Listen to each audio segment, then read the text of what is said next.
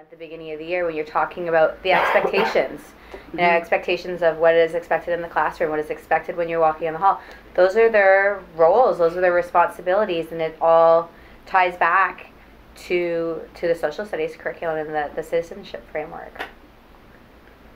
I also think it drives this entire framework, that identity piece, because I think you have to have that personal sense of being able to identify yourself as self, and then everything else falls into place to complete the circle. Does that make it? Yeah. And I think kind of on that as well, like that's a starting point, and then that really to me ties in next to the attributes, right? So understanding yourself, but now how do you fit in? And sort of, back to making that difference, whether it's positive or negative, because a lot of that sort of concept and terminology fits in attributes with the attitudes and engagement and working together, right? But I think, starting with who are you as yourself first, and then kind of piggybacking on the rest. Which can also sort of lead into issues of social justice and fairness, other kinds of concepts of looking at character traits. In my class, we have we use the 7 grandfather teachings as our sort of roles and responsibilities, which very closely aligns to our board sort of character education platform. You have one role in your family, but you have another role when you come to a community in school, and another role out in the community in public, and another role as a Canadian, and another role as a global citizen. Although they're going to be closely related with your identity and your attributes, they don't have to be identical either.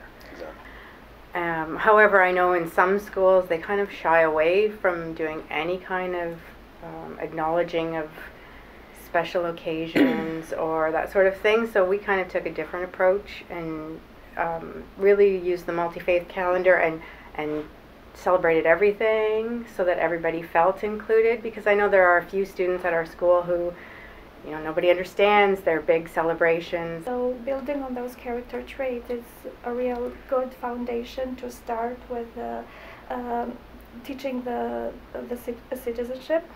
And then we do a lot of work in regards to stewardship. So how can we help in our community? What can we do? And the importance of understanding that everything that we do matters, for good or for bad. Then I see how the identity piece comes into play with the grade 2 curriculum, when they go more in depth and explore who they are as individuals, who they are as a family, their background, their culture, and also who we are as a community in our classroom. So that brings a new dimension to that. I really enjoy the active participation part, and I love the whole inquiry approach to the social studies, because I find that social studies often takes over my language, and and then at Christmas time, it was my grade 1s who were writing letters to different organizations saying, would you like our help? And it was my grade 1s who were out there doing the announcements and making the posters to organize the hat and mitt drive and the food drive, and their understanding their impact on their world. And for me, that I like the active participation part of the Citizen Education Framework, and that's what I probably focus on the most. And it's kind of happening outside the classroom in terms of actually being formally, explicitly taught through social studies, right? So, and that might be something where a school can look at school-wide, but also sort of in your divisions. What can you get going on outside the classroom to support this as well? And I'm sure that will fit in the other areas as well, but really the active participation, just when you're looking at leadership and community and participating, that all can be, components. I think those are really worthwhile skills for kids to have as well.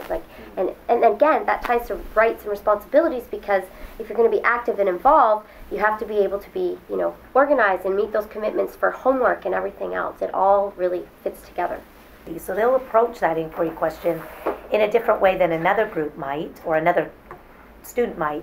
And in the end, we actually end up learning a lot more, because when you make it open to them, and they get to choose what they're going to, how they're going to participate actively, what they're going to do for their community if that's the area you're going in. They make all the decisions with a bit of guidance, and then we end up learning much more. And then they share with each other, and they actually end up learning much more than if we stood at the front telling them all the specific expectations out of the curriculum, which is kind of what we used to do years ago, right?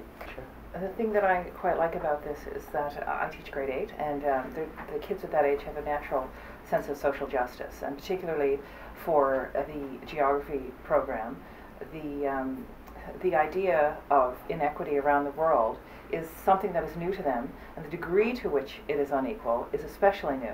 And they are very, I think, challenged, and many of them are empowered by that. So the idea of investigating this and actively is something that I think really speaks to them. And so half the battle is over, because it really does speak to their sensibilities. Well, I used to have a language duotang and a social studies duotang, and now we can't figure out what goes in which duotang anymore. And really focusing on global issues, because there's so much going on in the world, bringing in perspective, which is a language component, and kind of identifying that there is more than one, two perspectives on an issue. I just feel like